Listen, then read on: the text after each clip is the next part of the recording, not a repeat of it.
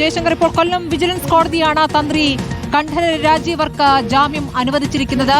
ഇതുവരെ സ്വർണ്ണക്കൊള്ളക്കേസിൽ പുറത്തിറങ്ങിയവരെല്ലാം സ്വാഭാവിക ജാമ്യത്തിലിറങ്ങിയവരാണ്. പക്ഷേ തന്ത്രിയുടെ ജാമ്യം അങ്ങനെയല്ല എന്നൊരു സാഹചര്യം കൂടെ നിൽക്കുകയാണ്. തന്ത്രിയുടെ എന്തൊക്കെ വാദങ്ങളാണ് ഇപ്പോൾ കോടതിയിൽ അരങ്ങേറിയത്? പ്രോസിക്യൂഷന്റെ വാദങ്ങൾ പൂർണ്ണമായും പരാജയപ്പെടുകയായിരുന്നു എന്ന് ഈ ഘട്ടത്തിൽ കരുതാമോ? അതായത് സ്മൃതി, പ്രോസിക്യൂഷന്റെ വാദങ്ങൾ പൂർണ്ണമായും തള്ളിക്കൊണ്ടാണ് തന്ത്രി കണ്ഠര രാജീവർക്ക് നിലവിൽ കൊല്ലം വിജിലൻസ് കോടതി ജാമ്യം അനുവദിച്ചിരിക്കുന്നത്. അതായത് പ്രോസിക്യൂഷൻ കഴിഞ്ഞ ദിവസം കോടതിയിൽ വാദിച്ചത് തന്ത്രിക്ക് അനധികൃതമായി സാമ്പത്തിക ഇടപാടുകളുണ്ട്, ഇൻകം ടാക്സ് അറിയാത്ത പണമുണ്ട്, ഉണ്ണികൃഷ്ണൻ പോറ്റിയുമായി 2004 മുതൽ ബന്ധമുണ്ട്. അങ്ങനെ ആകെ മൊത്തത്തിൽ തന്ത്രിയുടെ അറിവോടുകൂടിയാണ് ശബരിമല സ്വർണ്ണക്കൊള്ളയുമായി ബന്ധപ്പെട്ട എല്ലാ കാര്യങ്ങളും നടന്നതെന്നാണ്. പക്ഷേ ആ പ്രോസിക്യൂഷൻ വാദങ്ങളെല്ലാം തന്നെ തള്ളിക്കൊണ്ടാണ് നിലവിൽ കൊല്ലം വിജിലൻസ് കോടതി തന്ത്രിക്ക് ജാമ്യം അനുവദിച്ചിരിക്കുന്നത്. പ്രഥമ ദൃഷ്ട്യാ തന്ത്രിക്ക് ഇതിൽ ആചാരപരമായ അധികാരം മാത്രമേ ശബരിമലയിലുള്ളൂ. ഭരണപരമായ ചുമതല തന്ത്രിക്കില്ല. ശബരിമലയിൽ നിന്ന് ദ്വാരപാലകപ്പാളിയും കട്ടിലപ്പാളിയും ഒക്കെ കൊണ്ടുപോയത് ദേവസ്വം വകുപ്പിന്റെ തീരുമാനമനുസരിച്ചാണ്. അതിൽ സാങ്കേതികമായി പറഞ്ഞു വെച്ചിട്ടുള്ള കാര്യങ്ങൾ ഇപ്പോൾ കോടതി പരിഗണിക്കുന്നു എന്നാണ് മനസ്സിലാക്കാൻ. ഹരിമോഹനിലേക്ക്. ഹരിമോഹൻ, തന്ത്രി കണ്ഠര രാജീവര് പുറത്തിറങ്ങുന്നത് സ്വാഭാവിക ജാമ്യത്തിലല്ല. 40 ദിവസം കഴിഞ്ഞിട്ടേ ഉള്ളൂ. 41ാമത്തെ ദിവസമാണ് തന്ത്രി പുറത്തിറങ്ങുന്നത് എന്നുള്ളതാണ്. അപ്പോൾ ശബരിമല സ്വർണ്ണക്കൊള്ളയിൽ ഇതുവരെ പുറത്തിറങ്ങിയവരെല്ലാം സ്വാഭാവിക ജാമ്യത്തിലായിരുന്നു. തന്ത്രിയും പോറ്റിയും തമ്മിലുള്ള ബന്ധം, യഥാർത്ഥത്തിൽ പോറ്റിയെ ശബരിമലയിൽ എത്തിച്ച് അവിടുത്തെ ഒരു പ്രധാനിയാക്കിയത് തന്ത്രിയാണെന്നുള്ള ആരോപണങ്ങളും തെളിവുകളുമാണല്ലോ പുറത്തു വന്നിരിക്കുന്നത്. പക്ഷേ കോടതിയിൽ അതെന്തുകൊണ്ട് വിലപ്പോയില്ല ഹരിമോഹൻ?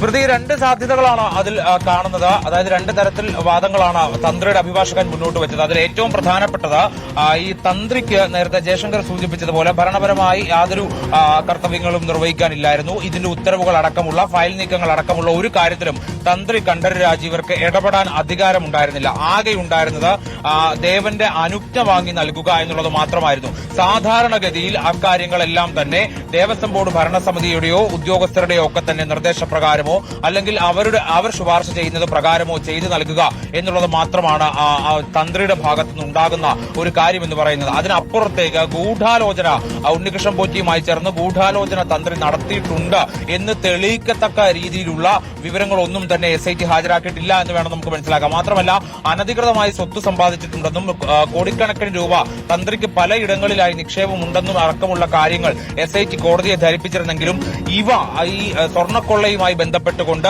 ഉണ്ടായ സാമ്പത്തിക ലാഭമാണോ അല്ലെങ്കിൽ അതിൽ നിന്നുണ്ടായ സാമ്പത്തിക നേട്ടമാണോ തുടങ്ങിയ കാര്യങ്ങളിലൊന്നും തന്നെ ഒരു വ്യക്തത ഇതേവരെ SITക്ക് വന്നിട്ടില്ല എന്ന് വേണം മനസ്സിലാക്കാൻ.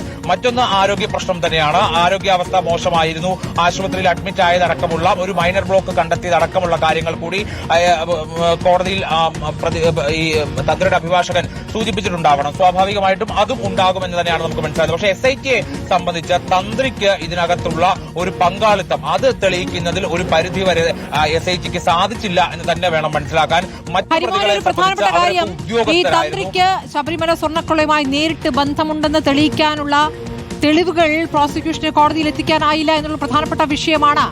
ആ പ്രധാനപ്പെട്ട വിഷയം കണക്കിലെടുത്തുകൊണ്ടാണ് ഇപ്പോൾ കർശന ഉപാധികളോടെയെങ്കിലും ജാമ്യം അനുവദിച്ചിട്ടുള്ളത് എന്നുള്ളതാണ് ഹരിമോഹൻ. അപ്പോൾ SITക്ക് കാര്യങ്ങൾ കണ്ടെത്തുന്നതിൽ, തെളിവുകൾ കൊണ്ടുവരുന്നതിൽ തുടർച്ചയായി കാലതാമസം അല്ലെങ്കിൽ അത് പിഴവായി തന്നെ വിലയിരുത്തപ്പെടാവുന്ന രീതിയിൽ കാര്യങ്ങൾ എത്തുകയാണ്.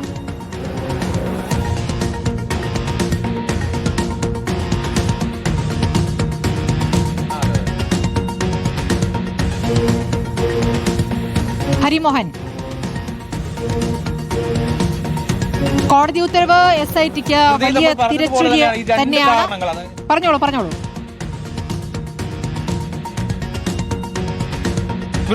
നേരിട്ട് തെളിവുകൾ, അതായത് സ്വർണ്ണക്കൊള്ളയുമായി നേരിട്ട് ബന്ധമുണ്ടെന്ന് തെളിയിക്കാൻ ഈ ഘട്ടത്തിൽ തെളിവുകളില്ല എന്ന് കോടതി വിലയിരുത്തുമ്പോൾ അതിൽ നിന്ന് നമുക്ക് മനസ്സിലാക്കാൻ കഴിയുന്ന അത് തന്നെയാണ്. SITയുടെ ഇതുവരെയുള്ള അന്വേഷണത്തിൽ സ്വർണ്ണക്കൊള്ളയുമായി തന്ത്രിക്ക് നേരിട്ട് എന്തെങ്കിലും തരത്തിലുള്ള ബന്ധം, അതിൽ നിന്ന് സാമ്പത്തിക നേട്ടം ഉണ്ടാക്കിയോ അല്ലെങ്കിൽ ഗൂഢാലോചനയിൽ പങ്കെടുത്തോ, അതുമല്ലെങ്കിൽ ഏതെങ്കിലും നിലയിൽ ഇതിന്റെ ഉത്തരവുകളും ഒക്കെയായി ബന്ധപ്പെട്ടുകൊണ്ട് തന്ത്രി പ്രവർത്തിച്ച് തന്ത്രിയുടെ സ്വാധീനം ഉപയോഗിച്ചുകൊണ്ട് ഉണ്ണികൃഷ്ണൻ പോറ്റിക്ക് സഹായം ചെയ്തു നൽകി, ഈ കാര്യങ്ങളൊന്നും തന്നെ SITക്ക് കോടതിയെ ബോധിപ്പിക്കാൻ കഴിഞ്ഞിട്ടില്ല എന്നുള്ളത് വലിയ ഗുരുതരമായ വീഴ്ച തന്നെയാണ്. കാരണം ആദ്യഘട്ടത്തിൽ ഒന്നും തന്നെ ഈ പ്രതിപട്ടികയിൽ ഇല്ലാതിരുന്ന തന്ത്രിയെ അവസാന നിമിഷം ഈ പ്രതിപട്ടികയിൽ ഉൾപ്പെടുത്തി അറസ്റ്റ് ചെയ്യുന്ന ഘട്ടത്തിൽ കൃത്യമായ തെളിവുകൾ അത് കോടതിയിൽ ഹാജരാക്കേണ്ടതുണ്ടായിരുന്നു. അത് SITയെ സംബന്ധിച്ചില്ല എന്ന് ഇപ്പോൾ തിരിച്ചറിയുന്നത് അത് സ്വാഭാവികമായിട്ടും വലിയ തിരിച്ചടി തന്നെയാണ് എന്നുള്ള കാര്യത്തിൽ യാതൊരു സംശയവുമില്ല. മാത്രമല്ല ഇതിനകത്ത് തന്ത്രിക്കുള്ള ഒരു തരത്തിലുള്ള ആദ്യം പറഞ്ഞത് ആചാരലംഘനം അടക്കമുള്ള കാര്യങ്ങൾ, ആചാരലംഘനം അതിനകത്ത് ചോദ്യം നേരത്തെ തന്നെ പല ഘട്ടങ്ങളിലായി പല കോണുകളിൽ നിന്ന് ഉയർന്നിരുന്നു. ഈ ആചാര അനുഷ്ഠാനവുമായി ബന്ധപ്പെട്ട കാര്യങ്ങൾ എങ്ങനെയാണ് ഈ കേസുമായി ബന്ധിപ്പിക്കുക, അല്ലെങ്കിൽ താന്ത്രിക വിധി ലംഘിച്ചു എന്ന് പറയുന്നത് എങ്ങനെയാണ് ഈ കേസിലെ പ്രതിപട്ടികയിലേക്ക് ഒരാളെ എത്തിക്കുക എന്നതടക്കമുള്ള ചോദ്യങ്ങൾ പല ഘട്ടങ്ങളിലായി ഉയർന്നു വന്നിരുന്നു എന്നുള്ളതാണ് പ്രധാനപ്പെട്ട ഒരു കാര്യം. അതായത് താന്ത്രിക വിധി ലംഘിക്കുക അല്ലെങ്കിൽ താന്ത്രിക വിധി കൃത്യമായി പാലിച്ചില്ല എന്ന് പറഞ്ഞുകൊണ്ട് അഴിമതി നിരോധന നിയമപ്രകാരമുള്ള ഒരു കുറ്റം ഒരു പ്രതിക്കെതിരെ എങ്ങനെ ചുമത്താൻ കഴിയുമെന്നുള്ളത് പല കോണുകളിൽ സമാജമുള്ളവർ ിരുന്നു. കാരണം അഴിമതി നിരോധന നിയമപ്രകാരമുള്ള വകുപ്പാണ് തന്ത്രി കണ്ഠരര് രാജീവർക്കെതിരെ ഈ കേസിൽ ചുമത്തിയത്. കാരണം ഈ മാസപ്പടി അടക്കമുള്ള കാര്യങ്ങൾ, മാസപൂജക്കടക്കം ഈ പണം വാങ്ങുന്നത് അടക്കമുള്ള കാര്യങ്ങൾ, അല്ലെങ്കിൽ അതിൽ തന്ത്രിക്ക് ദേവസ്വം ബോർഡിൽ നിന്ന് പണം ലഭിക്കുന്നുണ്ട് എന്നത് കണക്കിലെടുത്തുകൊണ്ടാണ് ഈ അഴിമതി നിരോധന നിയമപ്രകാരമുള്ള വകുപ്പ് ചുമത്തിക്കൊണ്ട് തന്ത്രിയെ പ്രതി ചേർക്കുകയും പിന്നീട് അറസ്റ്റ് ചെയ്യുകയും ഉണ്ടായത്.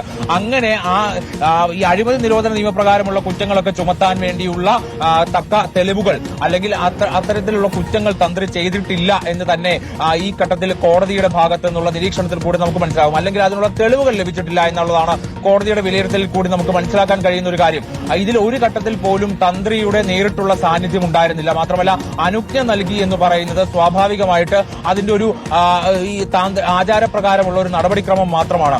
അത് എല്ലാ ഘട്ടങ്ങളിലും ദേവസ്വം ബോർഡ് ആവശ്യപ്പെടുന്നത് പ്രകാരമോ അല്ലെങ്കിൽ ഉദ്യോഗസ്ഥരുടെ ശുപാർശ പ്രകാരമോ ഒക്കെ ചെയ്തു പോരുന്ന ഒരു രീതി മാത്രമാണ്. അതല്ലാതെ ഈ ഉണ്ണികൃഷ്ണൻ പോറ്റിയും തന്ത്രിയും തമ്മിൽ 2004 മുതൽക്കുണ്ടായിരുന്ന ആ ഒരു ബന്ധം, ആ ബന്ധത്തിൽ അസ്വാഭാവികമായിട്ട് എന്തൊക്കെ ഉണ്ടായിരുന്നു എന്ന് SITക്ക് കൃത്യമായി ബോധിപ്പിക്കാൻ കഴിഞ്ഞിട്ടില്ല എന്നുള്ളത് നമുക്ക് ഈ ഘട്ടത്തിൽ മനസ്സിലാക്കാൻ സാധിക്കുന്നു എന്നുള്ളതാണ് വളരെ പ്രധാനപ്പെട്ട ഒരു കാര്യം. അപ്പോൾ അങ്ങനെ തെളിവുകളുടെ അഭാവത്തിൽ അല്ലെങ്കിൽ തെളിവുകൾ കൃത്യമായി ശേഖരിക്കാതെ തന്ത്രിയെ എടുത്തു ചാടി SIT അറസ്റ്റ് ചെയ്തോ എന്നുള്ള ചോദ്യമാണ് അവിടെ നിലനിൽക്കുന്നത്. അതായത് കേസിന്റെ അവസാന ഘട്ടത്തിലേക്ക് കടക്കുമ്പോൾ തന്ത്രിയുടെ പങ്കാളിത്തത്തെക്കുറിച്ചുള്ള സൂചനകൾ SITയുടെ പക്കലുണ്ട്. പക്ഷെ ആ അറസ്റ്റിലേക്ക് നയിക്കാൻ തക്ക തെളിവുകൾ കയ്യിൽ ലഭിക്കുന്നതിന് മുമ്പ് തന്നെ അങ്ങനെ ഒരു അറസ്റ്റ് ഉണ്ടാകുന്നു എന്നുള്ളതാണ് ഈ ഘട്ടത്തിൽ ഒരു സംശയമായി ഉയർന്നു വരുന്നത്.